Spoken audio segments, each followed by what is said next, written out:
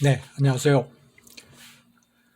오늘은 그 초보자들을 위해서 토종벌의 이해, 되게 그 초보 토종벌을 키우려고 하는 분들이 그냥 막연하게 토종벌이 좋다고 그러더라 하니까 하는데, 뭐 그 초보자가 아니더라도 그 토종벌, 우리 그 전래 토종벌이 어떻게 그 전래되어 왔나 하는 거를 좀 알아두는 것도 바람직할 것 같아서 이 문제를 한번 다뤄보도록, 예, 그렇게 하겠습니다. 이게 음.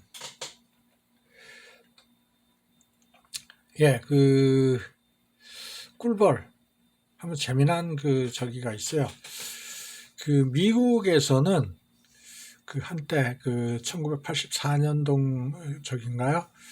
이때 이제 우리나라는 그 제국 역사가 저기가 됐는데, 그 미국에서는 1914년에 일어난 저기가 있어요. 인간을 숲으로 배달하는 거, 어린아이. 왜 그런 저기가 있었냐면은, 아이를 어디로 그러니까 편모나 편부인 경우에는 이제 할머니나 할아버지 이런데 이제 어디 친인척한테 좀 이렇게 하고 싶은데 그걸 데려다 줄래니까 경비도 많이 나고 그러니까 그게 이제 아이를 소포로다가 보내는 거예요. 그게 그러다 보니까 아이를 소포로 주고받는 그런 저기가 이 현상이 있었는데, 밑에 아래 좌측에 그림 보면 그 집배원들이 이렇게 그 아이를 저렇게 해가지고 배달을 하고 그랬었는데, 이게 문제가 되니까 여러 가지 문제가 되고 그러니까 이제 그걸 이제 정부에서 1920년 살아서 움직이는 건 우편소포로 배달할 수 없다 하고 법으로 정해버렸었어요. 그런데 거기서 한 가지 예외로 둔 게 있었어요. 그건 뭐냐면은 여왕벌. 여왕벌만은 살아서 움직이는 가축 저긴데, 이건 농사에 꼭 필요한 거니까 이 여왕벌 많은 수포로 배달이 가능하도록 그런 저기가 있어요. 왜 이 얘기를 짚어보느냐 하면은, 미국이 참 재미난 나라예요. 그죠? 그 아이를 소포로 배달 한다는 것 자체도 그렇고, 근데 경비가 작게 들어가니까, 아이를 4세의 어린이를 저기 한다면 53센트. 지금으로 따지면 뭐 1,000원도 안 되는 돈이죠. 그죠? 한 5, 600원 되는 그런 물론 그때야 화폐 가치가 지금하고는 틀리니까 그럴 수 있지만은, 어쨌든 아이를 그렇게 미국 어디든지 이렇게 보낼 수 있다는 참 그게 신기했는데, 지금 미국에서도 그러면서도 나중에 법으로 제재를 하면서도 오직 꿀벌의 여왕벌만은 소포로 배달이 가능하도록 그렇게 조치를 취했다 하는 그런 기록이 있습니다. 재미난 저기라서 한번 짚어봤어요. 예. 그래서 꿀벌의 역사를 이렇게 쭉 저기가 보면은 암각화, 이렇게 스페인 발렌시안 지역에서 저기 한 건데, 이렇게 조그만한 돌 이런 데다가 저기를 그림을 그린 거죠. 이제 했는데, 여기서 이제 여성이 꿀을 따는 가운데 저기 보면 좌측 그림이죠. 그죠? 그게 보면은 하단 밑에 그림, 그게 이제 이게 암각화가 있는데, 이게 기원전 7,000년이니까 지금으로 따지면 9,000년이 된 거죠. 그죠? 그때도 이렇게 벌의 저기에서 꿀을 채취했었다 하는, 우리 지금으로 따지면 목청이나 석청 이런 저기로 불리는 그런 꿀을 땄다는 거죠. 그죠? 한 9,000년 전에, 그러니까 기원전 7,000년이니까 이런 기록이 있고, 또 이집트 피라미드 저기에는 꿀벌을 사육하는 그런 4,000년 전 저기 그림 제가 넣어놨죠. 그죠? 우측 상단에 있는 거 보면 이게 4,000년 전 이집트 피라미드 속의 벽화예요. 벌을 저렇게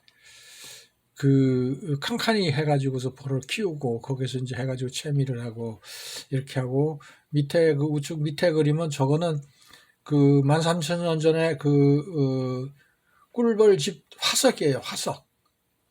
13,000년 됐다는 거죠. 그때도 13,000년 전에도 꿀벌이 저렇게 집단저기를 하고 집을 저렇게 지어서 이렇게 있었다 이거죠. 그죠? 예, 그래서 보면은 기록들이 참 많아요. 꿀벌에 대한 기록들은 뭐 히포크라테스라든가 아리스토텔레스라든가 이런 꿀벌에 대한 이 저술이 그 활용 방안에 대한 그 저술에서 기록이 참 많이 남아 있고 17세기 들어오면서 지금서부터 한 300년 전이죠. 그죠? 꿀벌 이용의 3대 발명이 이루어졌어요. 그게 뭐냐 하면은 미국에서 이제 지금 저기 하는 게 지금의 벌통, 지금의 서양종 벌통이죠, 그죠? 그런 형태. 그러니까 이제 소초를 저기 해가지고 밑에 보면 독일에는 이제 소초를 해가지고 이렇게 벌을 키웠고, 그리고 이제 오스트리아에서는 채밀기, 원심 불량 채밀기죠, 이렇게 돌리면은 이 되는 그런 세 가지 저기가 발명품이 보급이 돼가지고 벌이 혁신적으로 많이 늘어나고 채미를 많이 하게 되는 그런 결과가 주어졌죠. 그전에는 뭐 이런 저기가 없을 때는 우리나라 벌 사육 방법이나 그쪽에 서양의 벌 사육 방법이나 차이가 없었죠. 근데 서양에도 지금도 가면은 우리나라 마냥 그렇게 벌을 사육해 저기 하고 있더라고요. 그 자료에 보면은 시골 지방에서는 우리나라 계량 저기 대박벌통이나 설통 같은 그런 데다가 이렇게 벌을 사육하고 있고 양봉을 그렇게 하고 있는 그런 지역들도 많이 있더라고요. 저기로 들어가면은 산간벽지나 이런 데로 들어가면은 그러니까 그런 걸 비교해 봤을 때 뭐 서양종이나 우리나 뭐 예전 300년 전에는 뭐 뭘 사육 저기가 전혀 변화가 없는데 지금은 변했죠. 왜? 세 가지가 변한 거죠. 3대 발명이 생기니까 지금의 벌통, 그리고 소초, 그리고 채밀기 이것 때문에 예. 물론 그때도 저기 한게 뭐 우리나라 마냥 여러 가지 사유가 많았겠죠. 뭐 진짜다 아니다 뭐 그렇게 키우면 안 된다 된다 이런 저기들이 많았죠. 많았겠죠. 왜냐하면은 소초라는 거는 그때는 밀랍으로 지어져 이거 소초를 만들었을지는 모르지만은 지금은 파라핀을 많이 쓰고 있잖아. 그죠? 예. 그러다 보니까 뭐 먹을 수 있다 없다 뭐 이것 때문에 먹을 수 없는 거죠. 파라핀이니까. 예. 이제 그런 문제들 여러 가지 문제가 대두되고 이렇게 되니까 이제 이런 결과들이 오는 건데 어쨌든 우리도 기록에 의하면 우리도 17세기에 일부 변혁이 일어나려고 그랬는데 그러다가 못했어요. 그거를 제가 나중에 이제 자료를 한번 보여드릴 텐데 그런 기록이 있음에도 불구하고 더 이상 발전이 안 됐던 거죠. 예, 체계적으로 관리가 안 됐던 거예요. 그래서 지금 같은 사태가 벌어지고 이제서 이제 좀 변화를 주려고 하고 있고 이 계량벌통이라고 지칭하는데 실질적으로 그걸 계량벌통이라고 지칭하면 좀 그런데 어쨌든 뭐 계량을 하고 있는 그런 실정이니까 예, 저기 변화가 주어지고 토종벌로 꿀을 많이 채취하고 이런 봉산물도 많이 채취하고 이런 저기가 나오겠죠. 뭐 저 같은 경우에도 토종벌한테서 화분도 뺏어보고 이 프로폴리스도 저기 해보고 하니까 프로폴리스가 전남대 의대에서 아마 저기 프로폴리스를 이용해서 노인 질환이나 이런 테스트를 하고 있는 걸로 자료를 제가 가지고 있는 게 있거든요. 그렇게 보면은 토종벌에서 채취하는 프로폴리스가 저기가 더 좋답니다. 효과가 더 좋고 예, 좋답니다. 그리고 밀랍도 그렇고 토종벌의 밀랍이 한결 더 좋다 하는 그런 저기가 연구 결과도 있고 하니까 우리도 이 부분에 대한 거를 좀 많이 좀 짚어서 봉산물 저기를 좀 더 확대해가지고 수익을 좀 높이는 쪽으로 이렇게 갔으면 하는 그런 바람입니다. 예. 그래서 고대 기록 사진으로 이렇게 살펴보면은 이런 것들이 있어요. 후아주라고 그러죠. 예, 후아주, 이게 원숭이 후자를 써서 후아주 이렇게 하는데 꿀술이죠. 예, 이런 게 서양에서는 있습니다. 그리고 이제 피라미드 속의 꿀과 피부 관리 이게 이집트의 저기 누굽니까 여왕 그 이제 하는데 그런 기록들 그 꿀을 발라서 이렇게 피부 그 관리를 하는 거죠. 예, 그런 결과도 있고 그리스 신화 속 그 저기도 신이 이제 꿀 채취하는 장면을 그림으로 기록으로 남겨놓은 것도 있고 이집트 벽화 속의 꿀에 대한 기록이 이런 한 4,000년, 5,000년, 한 4, 5,000년 전에 이미 이런 기록들이 있다는 거. 근데 지금 보면은 우리도 꿀이 피부에 좋다는 건 다 알거든요. 뭐 누구나 다 알고 있어요. 꿀이 그 좋다는 걸 다 알고 있는데 지금에 보면 이제 나중에 그 언급이 되겠습니다만은 우리나라도 그 많이 활용하고 있고 세계 속에 그 보면은 우리나라 화장품이나 이런 것들이 아주 곽광을 받고 있죠. 예, 그게 다 꿀이 들어가고 밀랍이 들어가고 프로폴리스 그리고 이 저기가 들어가죠. 그 뭡니까 여왕먹이 예, 그런 게 많이 들어가고 그걸 이용해서 많이 그 화장품이나 약품 이런 것도 많이 만들고 있죠. 예. 그래서 그 기록을 또 좀 더 살펴보면은 동양의 기록에서는 본초 광목이나 동의보감, 뭐 신농 본초경 이런 데에 보면 꿀에 대한 언급이 많이 되고 이게 일종의 만병통치약으로 기록도 남아 있고 그래요. 뭐 장수 식품으로도 알려져 있고 그리고 예, 우리나라는 그 동양권에서는 그렇고 로마에서도 꿀에 대한 기록이 있어요. 신들이 먹는 하늘의 이슬, 신들만이 그리고 뭐 가나안의 젖과 꿀이 흐르는 땅 이게 아주 풍요로운 땅을 지칭할 때에 이제 그 젖과 꿀이 흐르는 땅 이렇게 얘기하죠, 그죠? 예, 그런 저기가 꿀이 그 여러 가지 많이 그 비교가 되고 있어요. 그리고 고대 이집트의 그 꿀의 기록도 있고 그리스 신화 속의 꿀의 기록도 있고 이미 뭐 몇천 년 전서부터 이렇게 근데 그때 당시에는 이런 이 꿀이나 이런 것들이 야생에서 많이 그 저기를 하고 일부 왕이 이 저기 하는 그 왕궁이나 뭐 이런 그 귀족들은 일부 그 사육을 해서 채취하는 그런 저기도 있고 예, 그런 저기도 있더라고요. 예. 그 태초 인류와 함께 온 그 꿀이죠. 그죠? 이게 그리고 인류에서 가장 오래된 완전 식품이고 감미료제예요. 우리가 다시다나 이런 저기가 원료가 뭐냐 하면은 사탕수수예요. 사탕부나 사탕수수를 즙을 짜고 난 나머지 슬러지, 찌꺼기 이런 걸 가지고 다시 재활용해서 만들어낸 게 다시다나 이런 쪽 저기를 많이 생산해내고 있거든요.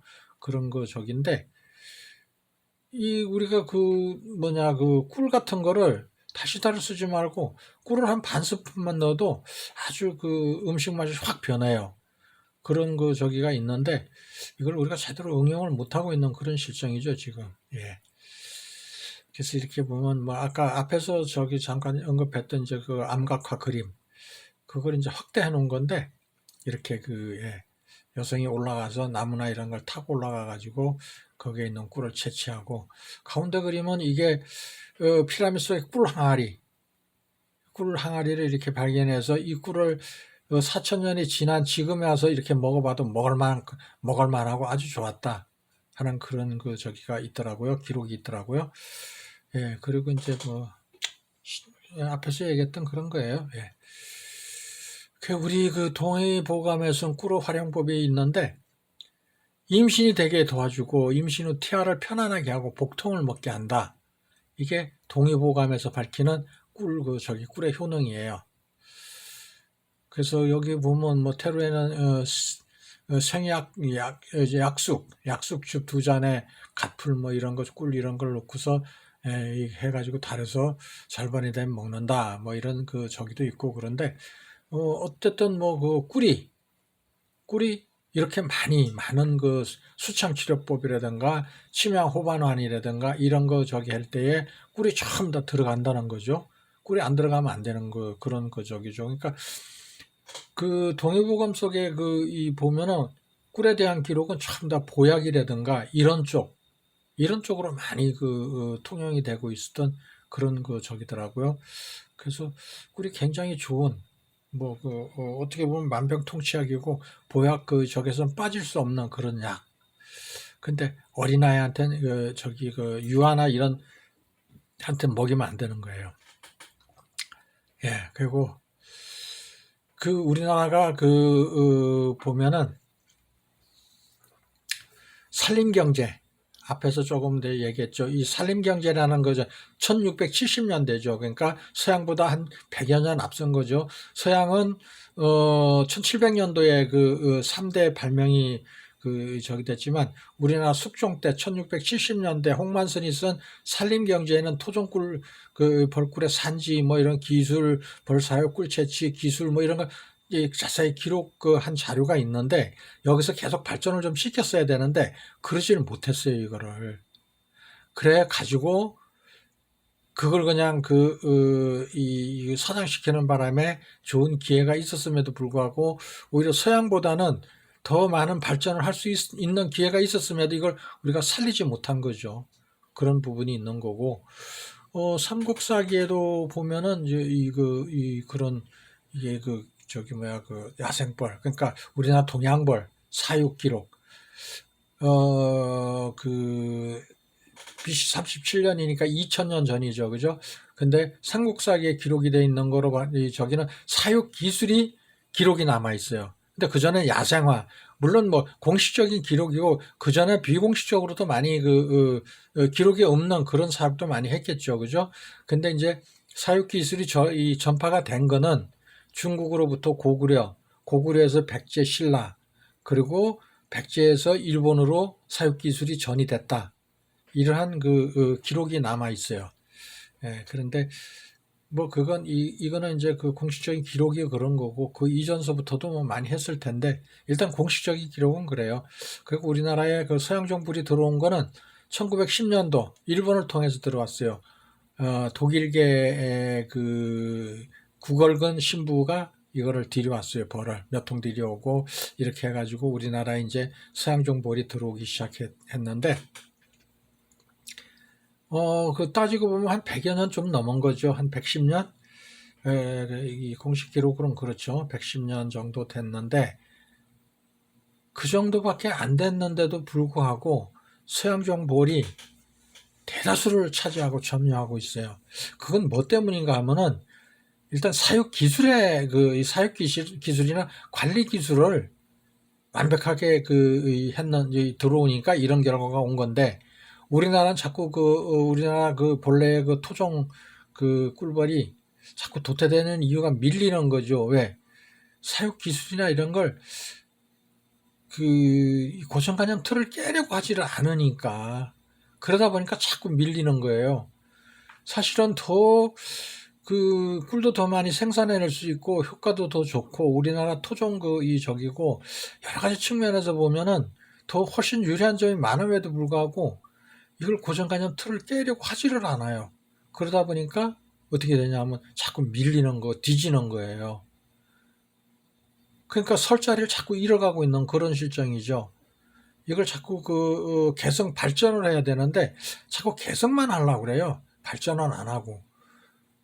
그런 저기가 있는데 지금은 이제 많이들 저희 틀도 좀 깨고 고정관념 틀도 깨고 많이 하려고 노력도 하고 많이 여러분들이 많이 애쓰고 있고 그러니까 좀 더 좋아지리라고 보는데 지금까지는 그래왔다 이거죠. 우리도 개성만 할 게 아니라 개성 발전시켜서 그걸 후손한테 좀 떳떳하게 이렇게 넘겨주는 그런 멋진 뭔가도 보여줘야죠. 그래서 우리 동양종 토종벌도 서양종한테 결코 뒤지지 않는다. 오히려 수익성이 더 높다.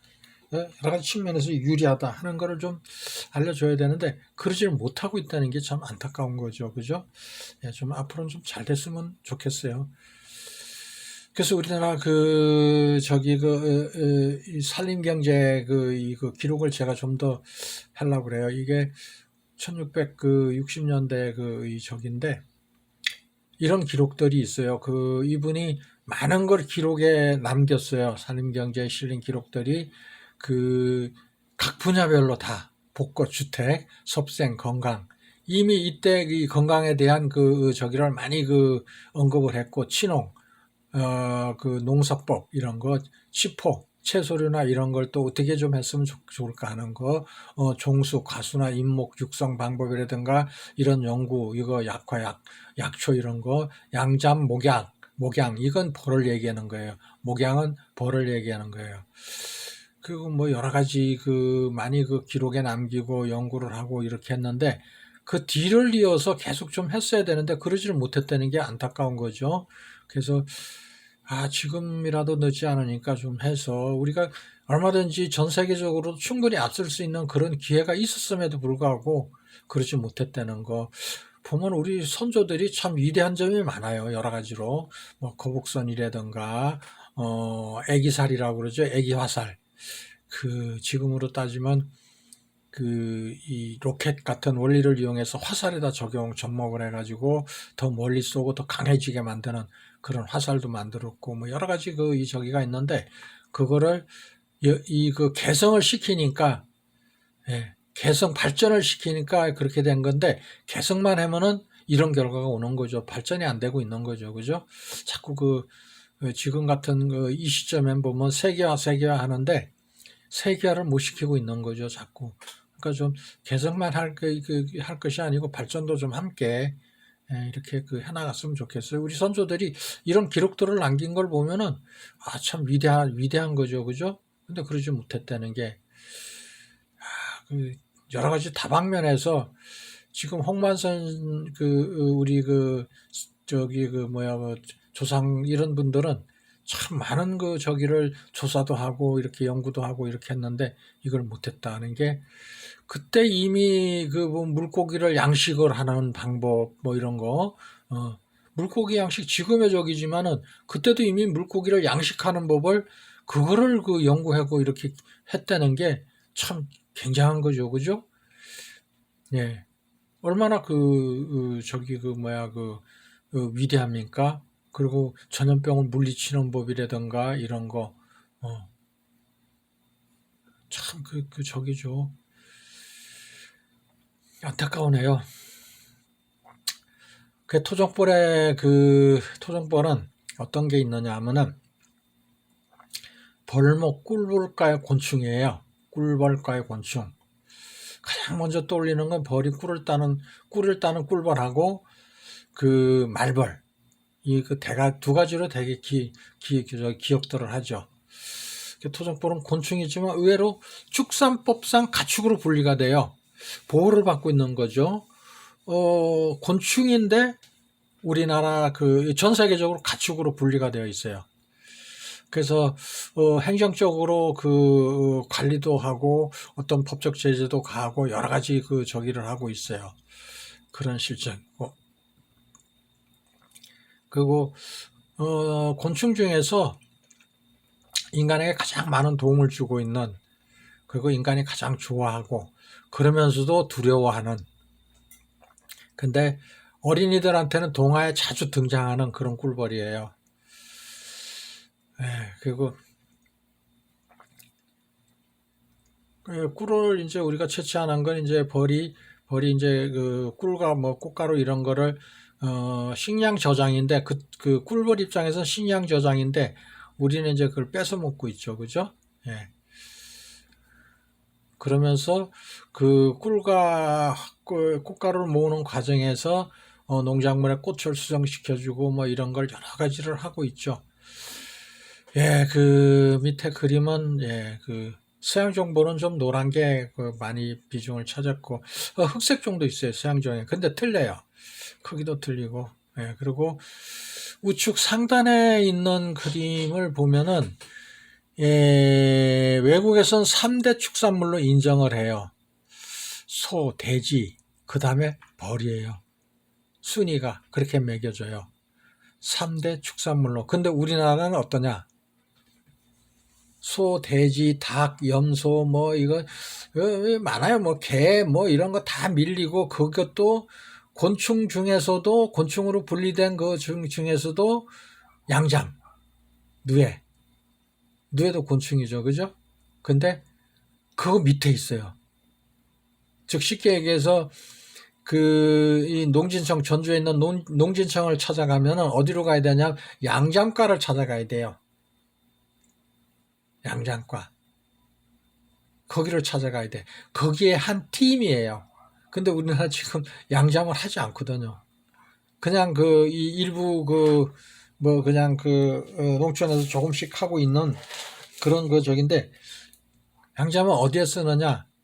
그냥 당뇨에 좋다고 그래가지고, 이 누에고치가 잠을 자요. 근데 그 4번의 잠을 자는데, 그러면 이제 껍질을 벗어갖고 이렇게 자꾸 커지고 이제 그런 거에, 커지기 위해서는 껍질을 벗어야, 허물을 벗어야 돼요. 뱀이나 이런 것도 허물을 벗죠. 그죠? 누에도 마찬가지예요. 근데 늑잠을 자거나, 내잠 자고 나면 이제, 며칠, 한 일주일 먹다가, 먹이를 먹다가 이제 번데기 집을, 누에고치를 짓고 이제 번데기로 이렇게 하는데, 이거를 한 4일이나 5일 이렇게 키우다가 그냥 건조기에 집어넣고서 말려버려요. 그러니까 다 그걸 가루를 내가지고 먹는데, 실질적으로 양잠하는 농가는 그렇게 많지도 않아요, 지금. 전국 다 따져봐야 한 1000여 가구 될래나요? 얼마 안 돼요. 그런데 벌을 사육하는 농가는 몇만 가구가 있어요, 전국에. 그럼에도 불구하고 양잠과 밑에 있어요. 그 얼마나 천대를 받고 있느냐고요, 지금. 우리나라 실정이 그래요. 그러니까 각종 저기가 지원책이 한참 뒤지고 있는 그런 실정이죠. 근데 왜 그게 그렇게 됐냐 하면은, 양잠은 한때 아주 번성했어요. 근데 그때 당시에 양잠 정책적으로 학과도 있고 그랬었는데, 이 저기를 하다 보니까 뽑으는 직원들이 많아. 근데 그 부분들을 내보낼 수가 없어. 그러니까 이제 그분들 이 저기를 하는데, 그러면 그분들이 나가고 난 자리를 자꾸 벌을 하는 그런 분들로 자꾸 메꿔 나가야 되는데, 우리나라는 양봉이나 토종벌 학과가 없어요. 그러다 보니까 어쩔 수 없는 거예요. 전문가가 없는 거예요. 전문가를 키워내지를 않고 있으니까. 일부 있는 우리 최 박사나 이런 분들 같은 경우에는, 이명렬 교수나 이런 분들 같은 경우에는 자기네들이 그거를 관심을 가지고 연구를 했던 거예요. 그러다 보니까 인정을 받아서 한 거지, 실질적으로 정규교육상에는 없는 그런 저기예요. 안타까운 현실이죠. 예. 꿀벌의 종류는 여러 가지가 있는데, 몇 가지가 있냐면 한 5-6가지가 있어요. 동양종 꿀벌이 있고, 이거는 이제 우리가 한봉이라고 그러죠. 이게 분포도가 보면 동남아나 이쪽에 많이 있어요. 동남아시아 쪽, 우리나라를 비롯해 중국, 일본 이런 저기 인도나 이런데 있는 게 한봉, 우리가 얘기하는 토종벌이라고 얘기하는 지칭하는 이거고, 그리고 서양종 꿀벌이 있고, 이건 서양에서 이제 유래된 거죠. 그리고 동남아 예산 꿀벌이 있어요. 이거는 가축화가 안 되고 있어요. 나무나 큰 나무에나 이렇게 그냥 집을 짓고, 크기도 새끼손가락만 해 커요, 이게. 그리고 중국 노란 꿀벌이, 이게 지금 우리나라 요 근래에 들어서 문제가 많이 됐던, 이게 토종벌이다 해가 노란벌이다 어쩌고 해가 말이 언급이 많았던 건데, 중국 남부지방에 자생하는 그런 꿀벌이에요. 근데 이게 저기에 강해요. 낭충봉화에 강해가지고 이게 좀 저기 하는데, 이게 한때 여러 가지 설이 많았죠, 그죠? 예, 이걸 저기 그분 언급하면 그런데, 예, 있어요. 저 경북의 저쪽에 있는 제가 저하고도 잘 알고, 우리 회원이기도 하고 그러는데, 예, 그분이 저기 하고, 그리고 동남아 꼬막꿀벌이라는 게 있어요. 요건 집도 조망만하게 짓고 아주 조그만해요, 벌이. 이놈들은 여기서 꿀벌이라고 지칭하는 거는, 꿀을 비축하는, 먹이로 비축해 놓는 벌을 지칭하는 거예요. 말벌이나 이건 꿀을 비축하지 않잖아. 그죠? 근데 꿀을 비축하는 벌, 그걸 지칭하네. 근데 이게 생산성도 없고, 근데 일단 그런 꿀벌이 있어요. 아주 조그마한 꿀벌이 있어요. 그리고 이제 아프리카 살인벌이 있죠. 이거는 교배종이에요. 인간이 교배를 시켜서 F1을 만드는 거예요. 살인벌, 이 꿀이 아주 벌이 굉장히 사나운 놈하고 해놨는데, 한때 그런 적이었는데, 이거는 공격을 하면 뭐 1km, 2km까지도 막 따라붙어가 죽을 때까지 저기 하는 덤비는 그런 꿀벌이에요. 다 그렇다는 게 아니라 일부 이런 증세가 나타나는 꿀벌이 있다 이거죠. 교배를 시켜놓은 게. 예. 이 정도 그냥 알고 계시면 될 것 같아요. 이제 동양종 꿀벌 저기 좌측 그림에 지도 이렇게 보면은 요런 형태로 분포되어 있다 하는 거. 예, 그렇게 알고 계시면 돼요. 서양에서는 이 꿀벌을 키우지 않아요. 문제가 있어가지고 식품 공전 저기 때문에. 그런데 우리나라 토종거 저기에는 이 물불용화 물질이라 그래가지고 그게 많이 저기 돼 있고 그래가지고 외국에서는 그걸 인정을 안 해요. 식품 공전에서. 예. 말벌의 종류는 이렇게 여러 가지가 있어요. 장수 말벌이 있고 여러 가지 말벌이 있고, 예. 거의 다 쏘는 종류예요. 이건 독침을 가지고 있는. 근데 얘네들은 가을이 되면은 8월 달로 저기 되면 전부 다 여왕벌만 키워내요. 그래가지고 교미를 하고서 월동을 나요. 교미한 상태에서 월동을 나고 그 이듬해 그놈이 이제 조그맣게 집을 하나 지어가 몇 마리 처음에 산란해서 키워내고서 그 이후서부터는 이제 왕노릇을 하면서 새끼벌들이 이렇게 출방해가지고 이제 키워내는 그런 형태예요. 예. 그러니까 등검은 말벌도 있고 다 있죠. 그죠? 이렇게 여러 가지가 있어요. 한 10몇 가지가 되네요. 그죠? 예. 예, 저기에서, 그러니까, 일단 벌 종류를 살펴본 거예요. 벌 종류를 한번 이렇게 쭉 살펴본 거니까, 일부에서는. 한번 검토해 보시고, 벌이 우리나라 토종벌의 유래라든가 이런, 분포도, 이런 걸 좀 먼저 알아봤어요. 예. 그러니까 참고하시고, 예, 좀 도움이 됐으면 좋겠어요. 그래서 이제 2부로 이제 넘어갈 거예요, 이제. 예, 2부로 갑니다.